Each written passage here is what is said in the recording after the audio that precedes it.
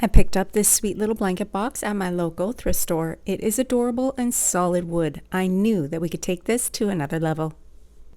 As always, I begin by cleaning all of my projects with white lightning and then rinsing with water.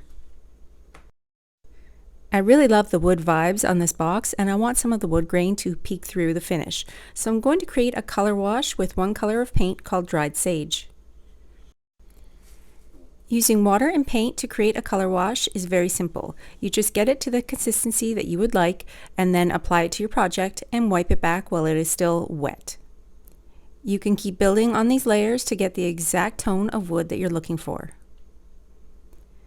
I continued this process around the entire box, washing all of that orange wood until I got a beautiful bleached out finish. I want a deep woods kind of a vibe for this piece, so I'm going to be adding a birchwood stencil to the top of my project. Using the same color, dried sage, and a blue sponge, I'm going to pat on the color to create another layer on my design. I then want to add this beautiful transfer to the front of my piece. This is the Whispering Pines transfer. It's a smaller size transfer and the perfect size for this box. Using a transfer for a design element on your project is a super simple choice. All you need to do is peel off that white backing and push the image down onto your project. Once that image is down into your project, use the enclosed burnishing tool to push it off and onto the wood.